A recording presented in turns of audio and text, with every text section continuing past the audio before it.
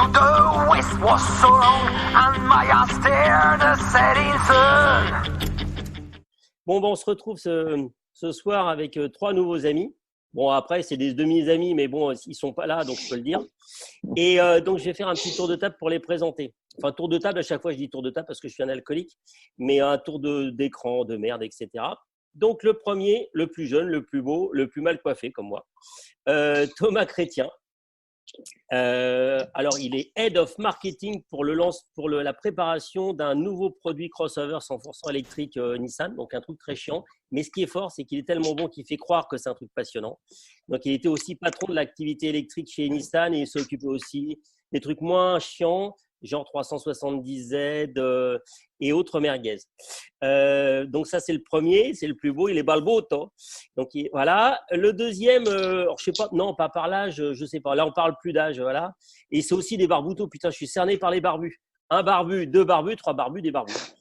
Donc, le deuxième, c'est mon ami Christophe Martins, que je connais depuis longtemps. On ne se voit jamais, mais on s'est au téléphone, on se rend des services. C'est un mec de confiance. Il a eu une vie longue. Il a bossé chez Volvo, il a bossé chez Porsche.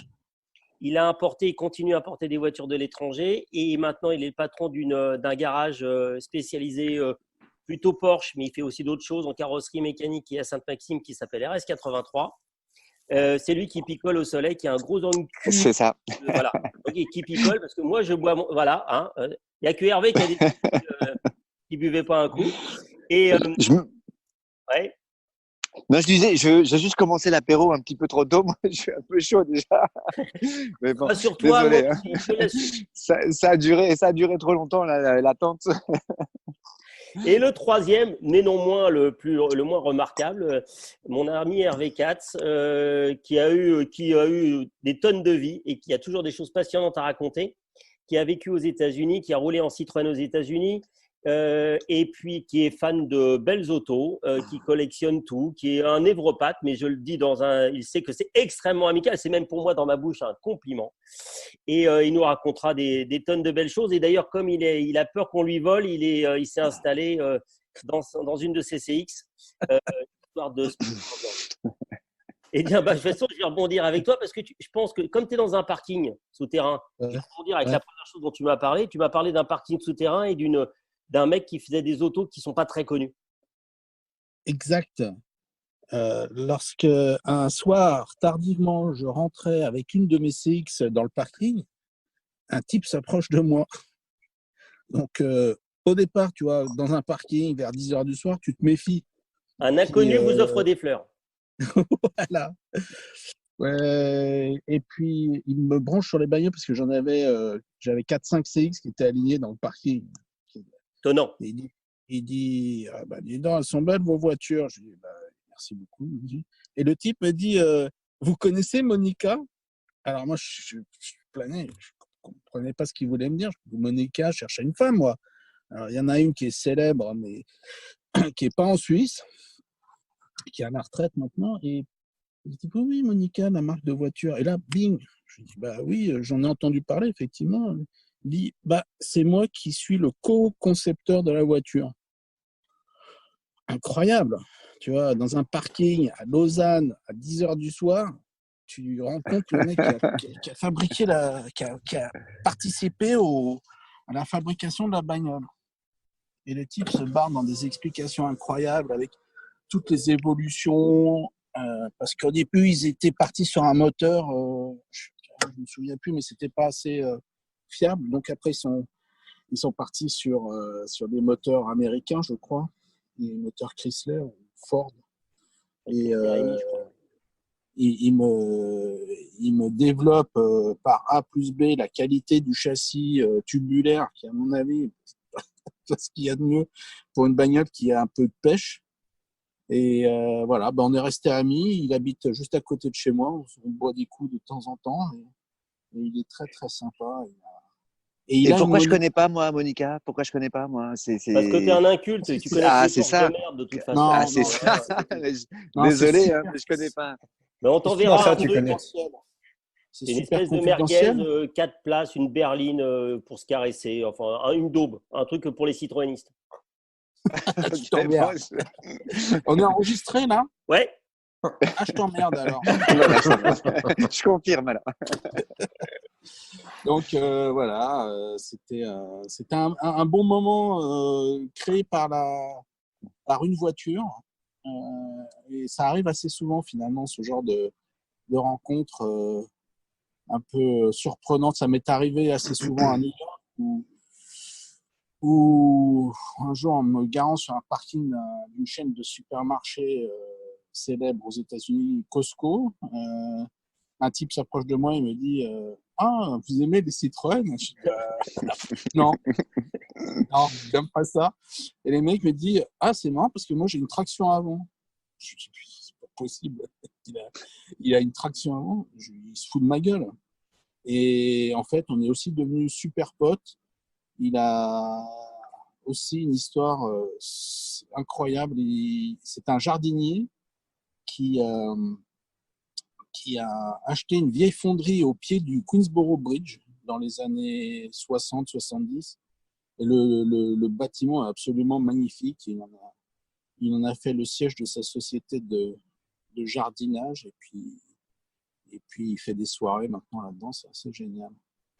Bon, et en termes de rencontres, parce qu'on parle de rencontres impromptues, ouais, Thomas, il m'a parlé d'une rencontre quand il a acheté sa première voiture qui avait un peu des chevaux, qui n'était plus une merguez complète. Enfin, s'il achète que des merguez, il faut préciser, il achète quand même, ce qui fait le prince, mais il achète quand même plutôt des grosses merguez. Il les fait réparer au même endroit que moi, donc je peux vous dire que je sais des merguez. Et en plus, on a un pote qui est notre réparateur et qui a tendance à les laisser un peu pourrir sur place. Donc, on a le temps de les voir, les merguez. Et donc, tu m'as raconté d'une rencontre assez marrante quand tu as acheté ta première voiture d'homme. Oui, bah alors écoute, bon, jeune passionné d'auto, j'achète ma première voiture qui était une 106, une 106 XSI. Donc on parle de ça, c'était au début des années 2000. Donc une 106 XSI, 1400 non catalysée, chouette, jeune conducteur, génial, beaucoup d'autoroutes avec. Je me la fais voler au bout de 6 mois. Évidemment, jeune conducteur, elle n'était pas assurée contre le vol parce que l'assureur me demandait à peu près le prix de la voiture qui était déjà honteusement cher. Et donc, je récupère, j'ai beaucoup de chance dans le cadre d'un héritage. Je récupère une Peugeot 306, 1,4 litre, 75 chevaux, version de base. Un prince. C'est un prince. Direction assistée, vitre avant électrique, que je m'évertue à transformer au fil du temps et de mes moyens d'étudiant en 306 Look S16 avec que des pièces d'origine. Donc, forcément, ça me coûte une fortune. Mais la voiture conserve ses 75 chevaux. Et au bout d'un moment, je me dis, je vais passer à autre chose. Alors, c'était grande époque des forums, Internet, etc. Beaucoup de temps sur les forums. J'étais étudiant, je travaillais beaucoup. Et donc, un mec vend une Mercedes 250D W124. Il se trouve que mon père a eu une voiture comme ça quand j'étais un peu plus jeune, en 230E. Et du coup, je m'étais dit, c'est absolument ça qu'il me faut pour faire mes allers-retours entre la région parisienne et mon lieu d'études à Angers. Donc, je vais rencontrer ce gars-là qui me dit, il ne faut surtout pas que tu achètes ça parce que c'est vraiment une saucisse. Qu'est-ce que tu vas faire avec ça? Tu as 20 ans. Et ce gars-là avait une voiture qui était assez improbable. En tout cas, moi, je ne connaissais que le nom. C'était une Toyota Supra. Alors, il faut se remettre, on était en 2002, donc j'avais une vingtaine d'années. Le film Fast and Furious venait de sortir. Donc, tout le monde connaissait le nom Supra, mais avant ça, personne ne connaissait. Et la Supra du film, c'est la 4e génération de cette voiture-là. Et la voiture que ce gars-là a, qui est donc je dis ce gars-là qui est un de mes très bons amis aujourd'hui, Jean-Marc, donc on se connaît depuis une vingtaine d'années. C'est la 2e génération, elle s'appelait Celica Supra d'ailleurs à l'époque. Et c'était un gros coupé, ça fait 4,60 m. C'est vraiment une philosophie GT, tu vois. 6 cylindres en ligne, propulsion, conçu pour les États-Unis, régulateur de vitesse, un petit clin d'œil à Hervé dans ta voiture. Bref, et donc voilà, il en avait 2. Et il me raconte cette histoire-là, c'est une voiture increvable. Bref, je te passe les détails. L'assurance collection, je me rends compte qu'en vendant ma 306, le prix de l'économie sur l'assurance, je pouvais avoir plusieurs voitures, etc. Et je me suis lancé là-dedans. Et donc, à 20 ans, j'ai acheté, contre l'avis de mes parents, évidemment, cette Toyota Supra. Donc, j'ai cherché et j'en ai trouvé une à Toulon que j'ai été chercher. Et je m'en souviendrai toujours parce qu'elle avait encore les phares jaunes et c'est des phares qui se lèvent. Donc, c'était les deuxième et troisième générations avaient encore les phares pop-up. Donc, j'ai vraiment souvenir de ce moment où tu attends le clair-obscur dans le sud de la France. Petit clin d'œil à Christophe, mais le soleil qui se couche. C'est bien ça. Je ne sais pas si vous voyez derrière. Les phares jaunes, exactement, tu vois. Et c'est pour ça que je pense à ça. Les phares jaunes, c'est une voiture qui avait un compteur digital avec on va dire le contour qui suivait la courbe de couple. Enfin voilà. Et donc je me suis retrouvé à 20 ans roulé en 6 cylindres propulsion. Et depuis, j'ai toujours eu des 6 cylindres et des propulsions. Voilà. Et tout le monde me prenait pour un fou, forcément. Ça consommait un peu de carburant, mais bon, c'était le début quand tu te rends compte que quand tu achètes une vieille voiture qui ne décode plus, tu y passes beaucoup de temps, mais c'est beaucoup de plaisir. Voilà. Et pour la petite anecdote, c'est une voiture que j'ai gardée longtemps, que j'ai revendue. J'en ai récupéré une avec laquelle j'ai fait du circuit pendant de longues années et que j'ai échangée pour une 944 turbo, toujours pour faire du circuit, mais qui n'a pas fait du circuit très longtemps. Je crois que le turbo, Excellent choix. Excellent choix. Mais le turbo soufflait un peu fort et à Magny-Cours, voilà, elle a fait un joint de culasse et depuis, elle est en réparation. C'était en 2013 et elle est là dehors dans mon jardin. Elle me regarde. Ah oui. Elle me dit, tu es confiné, c'est le moment de t'en occuper quand tu auras fini de décaper le portail ou de faire les trucs les plus inutiles que tu puisses faire. Est-ce que tu pourrais enfin t'occuper de moi? Voilà, elle attend son heure. La transition, elle est ultra facile parce que là, c'est Christophe qui m'a parlé d'un petit tour sur un circuit et en Porsche. Donc là, je ne peux que rebondir sur ce sujet-là, Christophe. Oui, c'est une aventure. C'était en 2003. C'était la sortie de la Carrera GT pour Porsche, donc salon de l'auto 2003. Et là, le truc sympa, c'est que je suis le seul à être allé à la formation à Stuttgart pour la Carrera GT. Donc, on me dit, ben voilà, la seule qui arrive en France pour les essais du salon. En fait, on prenait les clients potentiels du salon de l'auto. Ils partaient de l'héliport juste à côté et on les amenait sur le circuit de Mortefontaine. Et moi, j'avais la voiture en entretien. Il fallait que tout se passe bien techniquement pour que les clients puissent essayer le véhicule sur le circuit. Mais avant que les clients arrivent, le pilote officiel de Porsche me dit on va se faire un petit 300 km/h sur la note vitesse. Tu vas voir, ça va en jeter. Tu viens avec moi, comme ça tu sauras ce que je vais leur faire vivre. Ça, je me dis 300 km/h, c'est ce que je fais sur l'autoroute A13 tous les soirs en rentrant du bureau. Bon, ça va pas en jeter trop, mais bon, je dis pas grand chose.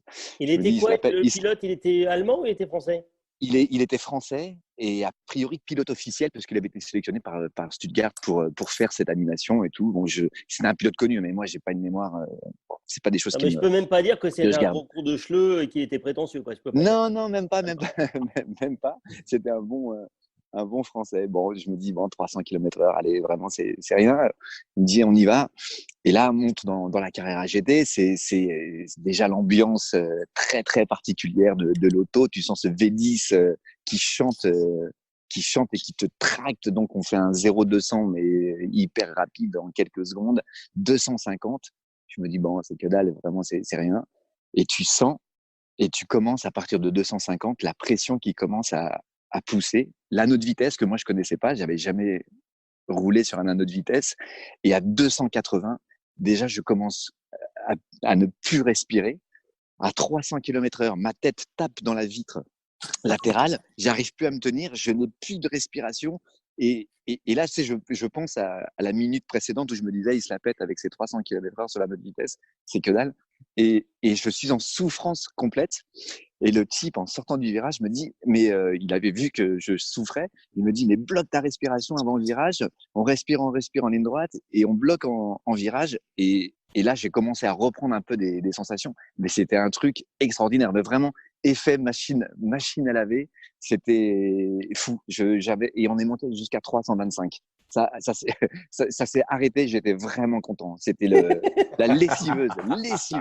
Je sais, et raide. C'était, mais vraiment, moi qui ai l'habitude, on a roulé dans ces années-là. Je roulais vraiment sur la 13. Je me souviens, je sortais à Poissy. J'ai essayé tous les soirs de taper le 300 avant de sortir ou 280, tu vois. Et pour moi, c'était un peu, bon, voilà. Mais pas dans ces conditions-là. Ça a été le calvaire. C'est jamais maintenant, quand je vois les gens en anneau de vitesse, jamais je me dis, ouais, c'est que dalle. Maintenant, je sais que c'est des sensations. Il faut respirer dans la ligne droite. Dans la ligne droite, quand tu Ouais. connais, ça peut- Non, mais c'est ça. Mais tu retiens, tu bloques ta respiration. Je sais pas s'il y en a qui ont eu cette expérience-là. En tout Ouais. cas, pour moi, elle est mémorable. En effet, Morse-Fontaine, moi Donc, j'ai tourné en AMG GT à Morse-Fontaine, ça fait la même chose. Et en effet, j'ai eu la même sensation, c'est-à-dire que tu ne t'attends pas, en effet, à être vraiment tassé et à te sentir léger, alors qu'en ligne droite, maintenant avec les caisses modernes, en effet, c'est 250, 300, 350, tu tentes pas, c'est fait pour n'importe quel teuteux c'est qui ça. appuie sur Ouais. l'accélérateur. Mais là, par contre, c'est pas le même baccarat et tu sens que la voiture elle souffre quand même beaucoup plus qu'en ligne droite, quand même aussi, hein. Ah, mais c'est en tout est en compression. Et je sais pas s'il a évolué le circuit depuis, Ça mais bouge quand c'était même. pas super bien entretenu. Et ça claquait, en fait, tous les 5-6 mètres. C'est des plaques qu'ils ont mis, en fait. C'est des plaques. Et en fait, ça tape tout le temps. Ça tape, tape, tape. Et enfin, bref, c'était une sensation. Mais tu sais, quand tu vas dans les manèges, là, c'était vraiment ça, quoi. Mais moi, tu vois, j'ai le Sans, recul de Montlhéry qui est complètement défoncé et Montlhéry en Spitfire à 150. Je peux dire que tu as l'impression que tu es dans une Carrara GT à 350. C'est la même C'est le même sensation, c'est baccarat, ça. c'est le même truc. Ah. Donc, mais de l'anneau de vitesse à cette vitesse-là, déjà, franchement, Morte-Fontaine à 300 km/h, parce que souvent ils disent, bon, on prend l'anneau, mais rarement au-dessus de 200. Moi, je l'ai fait dans un Juke Air, donc qui était la GTR version Juke, le Juke avec moteur GTR, mais c'était plus une GTR qu'un Juke. Et donc en plus, empattement plutôt court et assez haut sur patte. Donc quand le gars il va dans l'anneau, on dit non, mais reste sur la ligne droite, reste sur la ligne droite. Et à cette vitesse-là, à 300, incroyable. Incroyable. Ah non, mais c'est mémorable pour moi. C'est pour ça que Ouais. quand il m'a demandé de quoi tu veux parler, je lui dis voilà, ça fait partie des moments mémorables pour moi. Je sais pas si j'y retournerai en fait, si je le referai. C'était pas une super aventure. Mais enfin si, ça donne des histoires à raconter, quoi. et Thomas, on parle de Juke, donc on n'est pas très loin avec les premières Leaf. Alors, tu as décidé comme tu es un monsieur électrique, tu as décidé de défendre le fait que c'est vachement bien l'électrique. Bon, tu sais que tu vas te faire défoncer la gueule, hein, je te préviens d'avance, tu vois. On va rien nous vendre. Enfin, s'il y a Katz qui veut se faire monter un moteur électrique dans une CX pour qu'il y en ait une qui circule. Mais sinon, normalement, tu veux dire je t'emmerde là. Je t'emmerde. Voilà. Encore. Donc, raconte-nous un peu ce qui t'a. Non, mais moi, je suis d'accord parce que sur de la Tesla, j'ai eu cette sensation-là. Qu'est-ce qui t'a ébouriffé avec l'électrique? Alors que tu es un fan du thermique. Alors, en fait, c'est assez intéressant parce que quand je parle de ce que je fais, j'ai des copains qui me disent, mais je l'ai eu il n'y a pas très longtemps, j'ai donné des cours à des gens qui sont dans la profession automobile et la première question que un des gars m'a vu arriver au parking et en rentrant, il me dit, c'est vous qui êtes en Leaf? Je dis, ouais. Et il me dit, ça va, vous le vivez bien? C'était sa première question. Et ça m'a fait marrer, en fait, parce que oui, je suis un passionné de voitures. J'en ai toujours plein aujourd'hui. Bon, Mais par contre, je t'interromps. C'est toi qui as refusé en campagne avec Nissan, Liffe-moi les couilles. Je ne me prononcerai pas sur ce message. Mais effectivement, tu peux en faire plein, hein. Tu peux faire Leave Me Alone, tu peux faire Catch Me If You Can. Ah bah tu vois que tu étais la communication. Attends, qu'est-ce que tu crois? Non, mais en fait, donc l'histoire, donc passionné de voiture, toujours dedans. Nissan avait démarré assez tôt sur la voiture électrique, donc à l'époque, ça consommait beaucoup de temps, beaucoup d'argent en médias, pas beaucoup de ventes. Tu t'en doutes bien, on parle de 2010. Et en fait, donc c'était en 2014. 2014, donc à l'époque, j'étais chef de produit du Juke, donc ça parlait des voitures de sport, mais avant de faire l'électrique, je m'occupais du Juke. Et donc, du coup, j'avais calé mon renouvellement de voiture de fonction, qui était un Juke, pour avoir le nouveau Qashqai. Et ce Qashqai était sorti en 2014. Donc, je m'étais calé tout comme il faut, tu vois, sur le timing pour que ma nouvelle voiture soit un nouveau Qashqai, diesel, boîte automatique, haut de gamme avec le cuir, tout ça. Et donc, au moment où je devais prendre réception de ma voiture, on vient me voir et on me dit, en fait, tu vas pas avoir ton Qashqai. Tu vas pas avoir de boîte automatique, tu vas pas avoir de diesel, tu vas pas avoir de cuir. Voilà. Et c'était le lancement de la voiture, il y avait beaucoup de demandes et du coup, on avait routé toutes les productions pour les clients. Donc, on me dit pas de Qashqai. Du coup, j'étais hyper énervé. Je dis, OK, qu'est-ce qu'on a avec une boîte automatique? Et là, on me dit, écoute, c'est soit une Micra, soit une Leaf. Alors, la Micra, c'était l'ancienne génération de Micra, pas celle d'aujourd'hui qui est un peu mignonne, celle d'avant qui était un peu moins, on va dire, plus une voiture, bonne à tout faire. L'indienne? Oui. On dira rien de plus. Voilà. Et donc, du coup, je me dis, bon, bah, et je me dis, de toute façon, j'ai d'autres bagnoles. Je m'en fous. Puisque c'est comme ça, je prends une Leaf. La voiture arrive, je la reçois sur le parking, 2014. Hein. Tu la reçois dans la gueule. Et je me dis, qu'est-ce que j'ai fait? Et en fait, je suis tombé de ma chaise. J'avais jamais conduit de voiture électrique avant de la commander. Et je suis tombé de ma chaise par la partie performance. C'est-à-dire que j'ai découvert la voiture électrique par la performance. La première Leaf, elle faisait 80 kW, donc ça fait 109 chevaux. Quand tu lis une fiche technique avec une voiture de 109 chevaux, ça ne fait pas rêver. Mais les 109 chevaux à 0 tour minute et en fait le couple instantané à 0 tour minute, qu'on connaît aujourd'hui, c'est assez couru et tu as parlé de Tesla, ça l'a montré. Mais moi, je suis tombé de ma chaise par le plaisir de conduite que livrait cette voiture, c'est la capacité à être en performance, hein, parce que ça, la tenue de route n'était pas ça n'avait pas été développé pour ça. Et du coup, je suis vraiment tombé de ma chaise sur le fait que la voiture était capable d'être à la fois aussi douce et calme et silencieuse avec tout ce qu'on connaît d'une voiture électrique en termes de confort, et performante, c'est-à-dire que le moment où tu décides de mettre le pied dedans, la voiture part. Et un petit peu plus tard, tu sais que j'ai eu une GTR, donc et j'en parle souvent en comparaison sur ces deux autos. La GTR, quand tu mets le pied dedans, bon, ça part très fort. C'est une voiture extrêmement. Enfin voilà, la mienne faisait 500, c'était une 530 chevaux. Mais quand tu roules cool à 50 km/h, la voiture elle est en sixième. Quand tu mets le pied dedans, elle passe de 6 en 2. Même si c'est une boîte double embrayage, elle passe les rapports en 15 millisecondes, 4 rapports à tomber. Ça fait 15 secondes par rapport. Tu as toujours une seconde qui passe. Cette réactivité instantanée, moi, m'a scotché. Et en fait, aujourd'hui, c'est la seule voiture, et c'est pour ça que j'ai vraiment réorienté ma carrière là-dessus, c'est la seule voiture dont je ne me suis pas lassé. C'est-à-dire que je ne me lasse pas de cette capacité à être à la fois soit très très calme, soit très très performante, c'est-à-dire quand tu décides de rouler fort, sans avoir aucun temps de latence. Et du coup, après, bon, j'ai appris à vivre avec et j'ai découvert plein d'autres choses autour de la voiture électrique. Pour en parler, mais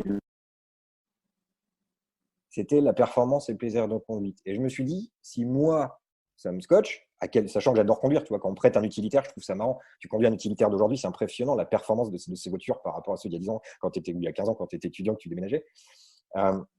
La performance voilà, j'adore conduire. Et je me suis dit, si moi, ça me scotche à ce point-là, les gens qui achètent ça pour aller d'un point A à un point B comme monsieur tout le monde, effectivement, ils doivent tomber de leur chaise. Et voilà, et c'est assez intéressant parce qu'on parle beaucoup de la voiture électrique sous l'angle écologie et émissions de CO2, etc. Assez peu sous l'angle performance. Mais le niveau de performance d'une voiture électrique lambda, une Leaf aujourd'hui, ça fait 150 chevaux. Ça fait le 0 à 100 en 7 secondes 9. J'en parle souvent parce que 7 secondes 9, si on se souvient, on est tous passionnés d'auto, là, c'est les temps d'une Clio Williams. Sauf que pour faire 7 secondes 9 avec une Clio Williams, t'es au taquet. C'est vraiment, tu pars le moteur à 4000 tours, tu lâches l'embrayage, tu envoies les gaz, faut pas trop te louper, faut cirer un peu, pas trop, mais quand même. Tu passes ta vitesse, embrayage ou pas embrayage, tu penses pas trop. Ouais, mais t'es un bon. Et à 100, tu as fait 7 secondes 9. Et c'est vrai que cette auto qui fait 7 secondes 9 tout le temps, juste en appuyant sur les pédales, te donne un niveau de performance qui est assez hors norme pour tous les jours. Et du coup, pour des autos de tous les jours, c'est assez extraordinaire. Donc voilà, donc j'ai ma voiture dont je ne me lasse pas. Et puis après, les jouets pour le week-end, parce que ça n'enlève rien au plaisir d'un 6 cylindres ou d'un V8. Mais c'était voilà, une des découvertes qui, moi, m'a vraiment renversé comme passionné d'automobile. Et comme, par la performance. Et comme on parle de trucs qui tombent en panne, non mais je suis méchant parce qu'avec l'électrique qui tombe en panne d'électricité, je vais rebondir sur les pannes. Tu Je m'entends? vois pas de quoi tu parles. Non mais quand on parle panne, on parle Citroën. Donc il faut que je te parle à toi. Normalement, tu me dis ta gueule, enculé. Non, mais donc raconte-nous ta belle panne, parce que c'est une belle panne ce que tu m'as raconté. Raconte-nous ta belle panne. Elle est assez poétique ta panne. L'endroit. Ouais, alors c'était. Je venais d'acheter ma première DS à New York, qui venait de Floride. Et j'étais complètement inconscient, bien que ce véhicule fut ma première voiture tout de suite quand j'ai eu mon permis de conduire, parce qu'un camarade de classe qui habitait Place des Vosges voulait se débarrasser de la voiture, enfin son père voulait se débarrasser de sa voiture. Un mec dans le besoin. Ouais, il avait besoin de la place surtout. Parce il avait acheté une BX et il fallait enlever la DS21 injection électronique boîte 5. Il fallait la dégager. C'était une bagnole du gitan à l'époque. Hein. Je parle de ça, c'était au milieu C'est des toujours années une voiture de 80. gitan, mais bon. Ouais, mais les gitans, ouais, remarque, s'ils ont beaucoup d'argent, ils peuvent acheter. Mais, euh, donc, ma première voiture étant une DS, je me suis dit à New York, tiens, je vais m'en acheter une, je connais. Et puis, je me suis fait refiler un truc, c'était un mélange de millésimes, enfin, un truc pas possible. Sur ce, mes parents se pointent à New York. J'ai dit, tiens, je vais vous emmener à Montauk. Alors, Montauk, c'est la pointe est de Long Island, à New York, enfin, dans l'état de New York. Et voilà, Tipa, qu'on part avec la petite DS, beau temps et tout. On se pointe, on va bouffer des homards. Et en revenant, tout d'un coup, c'était une boîte, la DS que j'avais, c'était une boîte semi-automatique. Donc, en fait, l'hydraulique commande l'embrayage. C'est une boîte mécanique, mais à commande d'embrayage hydraulique. Et quand on n'a plus d'hydraulique, quand on n'a plus de pression, l'embrayage se décolle. Et la Tipac, la bagnole, elle prend 3000 tours en une demi-seconde. Donc, je dis, merde, qu'est-ce qui se passe? Puis là, évidemment, au bout de quelques instants, le volant, il commence à se durcir, tu vois. Je bouge le volant en même temps, tu vois. Et puis, je me dis, bon, il faut que je m'arrête parce que j'ai une réserve de pression sur les freins, mais ça va pas durer. Et voilà, il dit pas que je m'arrête sur le bord de la route, j'appelle les flics, ils me disent qu'est-ce que c'est que cette bagnole et tout. Qu'est-ce que c'est que ça? Ils connaissaient pas du tout. Et donc, mes parents et moi prenons le train pour rentrer sur Long Island City, donc juste en face de Manhattan. Et le dépanneur qui vient chercher la voiture me dit, vous inquiétez pas, je connais un garage, il va vous faire un truc. Je dis, mais il connaît rien. Donc, le lendemain matin, je me retape le train, je retourne au garage où était censé être la voiture. Et là, le mec, il fait, pourquoi vous êtes venu? Je vais le manuel d'entretien. Je dis, merde, j'ai l'air d'un con. Et puis, je lui dis, bon, écoutez, je pense que c'est un problème hydraulique. Je commande une pompe hydraulique, je commande plein de trucs. Puis, je dis, en même temps, puisque vous y êtes, faites-moi remarcher la clim. Oh, pas de problème. Puis je regarde, putain, les bagnoles, c'était que des Ferrari, des Bentley. Putain, le garage vachement propre. Ouais, c'est bien. Je suis bien tombé. La bagnole m'a coûté 5000 balles, les réparations m'ont coûté 3500 balles. J'avais pas vu, il y avait un panneau qui affichait, c'était $175 de l'heure. Mais en fait, François, ouais. C'est le prix du parking à New York, ça, non? À l'heure, environ. Alors, moi, j'ai jamais habité à Manhattan, parce que à l'époque, c'était 500-600 balles par mois. Mais en fait, François, quand tu m'as demandé les pannes, quand tu m'as demandé qu'est-ce que je pouvais raconter sur ma vie de citroëniste à New York, la vraie panne à ne pas avoir, c'était avec le break DS qui me servait à livrer la charcuterie. Queensboro Bridge, lower level, à 5 heures du soir pour sortir de Manhattan. Putain, le break, il cale en plein milieu, il n'y a que 2 voies. Hein. Je te dis pas le stress. Je te dis pas le stress. Heureusement, c'était le condensateur qui chauffait. J'avais remarqué qu'elle calait de temps en temps, mais là, la bagnole, elle s'est arrêtée puis elle voulait pas redémarrer. Et du coup, j'ai attendu un peu, j'ai fait chier tout le monde, les mecs qui klaxonnaient derrière. Puis elle est repartie, mais c'était une bonne dose de stress. La dernière dose de stress avec ce break, comme donc je faisais de la fumaison et que j'achetais des magrets de canard pour les faire fumer, un jour en partant de Manhattan, j'avais genre 40 kilos de magrets de canard dans le coffre, dans une boîte isotherme. La CX, la DS Break qui s'arrête en plein milieu du Queens. Et j'ai dit, merde, 40 kilos de magret de canard foutu, comment je vais faire? En plus, j'avais ma femme à côté. Donc, ma femme, si tu veux, quand elle monte dans une voiture, été comme hiver, elle n'enlève jamais son manteau, elle garde son sac sur les genoux. Elle te connaît, quoi, c'est ça. En fait, elle te connaît. Prête à partir. Et alors, à s'enfuir. Quand elle est en colère, elle tourne pas la tête. Elle regarde devant. Avec les naseaux qui fument. Ah non, j'en ai fait voir quand même pas mal avec ces bagnoles. Non, mais pourtant, c'est très fiable. Alors, c'était quoi? Tu m'as dit déjà ta gueule, connard. Bon, et si on parlait d'histoire de fiabilité et de clients pénibles, je vais finir avec Christophe. Tu vas parler d'un Piwi parce que quand on ne connaît pas, ouais. juste, tu expliqueras ce que c'est Piwi pour les gens qui ne sont pas portifs et qui n'ont pas des Ouais, problèmes ouais. d'ego. Ouais, ça fait partie des mésaventures Porsche pour justifier des kilométrages, étant donné qu'il y a eu beaucoup de trafic de compteurs sur les Porsche, évidemment pour des raisons de valeur. Ils ont créé un test Piwi. Le test Piwi, qui est inscrit sur le boîtier de gestion moteur, dit le nombre d'heures de fonctionnement du véhicule et le kilométrage théorique. C'est-à-dire que si on divise le nombre d'heures de fonctionnement par le kilométrage, on tombe sur une vitesse moyenne et cette vitesse doit être inclue entre 40 et 70 km/h, entre 50 et 70 km/h. Bref. Donc, c'est comme ça qu'on sait si les heures de fonctionnement sont plus importantes que le kilométrage, parce que le kilométrage, on peut le modifier. Donc, les heures de fonctionnement, elles, on n'y touche pas. C'est le boîtier de gestion moteur qui les calcule. Donc, ça se modifie pas. Bref. Donc, c'est plus fiable qu'un compteur. Donc, ce test Piwi est là pour montrer patte blanche.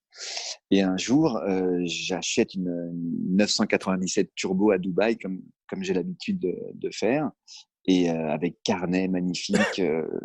Et j'interroge le châssis chez Porsche. Ils me sortent tout l'historique et je vois tout l'historique qui correspond parfaitement au carnet d'entretien. Et donc, je suis rassuré. J'importe le véhicule, je repeins. Je me souviens, j'avais fait elle était couchée par terre. Donc, je remets 4 amortisseurs d'origine. Je la modifie. Je peins le pare-choc avant qui était elle était tellement couchée par terre qu'elle était toute rayée devant. Enfin, bref. Je fais les travaux pour la mettre à la vente et apparaît le premier client. Et le type, juste la première fois, donc tourne autour, me demande juste de la démarrer. Je vois qu'il accroche. Il me dit je repasserai. 2 jours après, il repasse. Il me demande un essai. On fait un essai et là, il est carrément. Je sens ça y est, je sens le bon de commande qui arrive. Donc je suis bien content parce que j'allais la garder 3 semaines à peine en vente, donc j'étais bien content. Et le type me recontacte 2-3 jours après et il me dit dernier test avant signature. Je veux bien qu'on aille chez Porsche faire le test Piwi. Je me suis dit merde, le mec c'est le seul qui m'a pas emmerdé avec ça. Mais bon, j'ai un carnet, j'ai tout l'historique de chez Porsche, je suis tranquille. Je lui dis allez, pas de souci. On va chez Porsche, je les appelle, je prends un rendez-vous, donc je lui donne rendez-vous à la concession, j'arrive avec la Porsche et on rentre le véhicule dans la concession et là, le technicien branche la prise de diag et fait ses petites manipulations et là, il dit bah voilà, vous pouvez regarder. Et la voiture avait 110 000 km et là apparaît 175 000 km sur l'ordinateur de la concession. Et là, tu vois l'ambiance. C'était du glaçon. Mais moi, je suis tombé du 8e étage. Le client, il n'y croyait pas. Le concessionnaire non plus, parce qu'il m'avait dit, mais Christophe, je l'ai checké cette voiture. Il n'y avait pas de souci. Enfin bref, tu sais, on ne sait pas encore si c'est un problème informatique, si c'est un problème de gestion, je sais pas trop quoi. Ça paraissait impossible. Mais là, je peux te dire un truc, c'est que j'ai loupé ma vente et que l'ambiance, elle était détestable. C'était vraiment la pire aventure que j'ai vécue devant un client. On a tous eu des misères en achetant des voitures. Mais là, je m'y attendais pas. Là, j'ai pris le punch. Je m'y attendais pas. Donc, ouais, c'était ça l'aventure. Bon, et ben écoutez, messieurs, merci beaucoup de votre venue. On a bien rigolé. Enfin, moi, j'ai bien rigolé. D'ailleurs, Hervé, une dernière fois. Pardon? Une dernière fois avant qu'on se sépare, Hervé. Je t'insulte. Oui. Merci à vous. Je vous rappelle, merci encore beaucoup. C'était très, très sympa. Merci beaucoup. Merci. Les gars. Ciao. Salut les amis.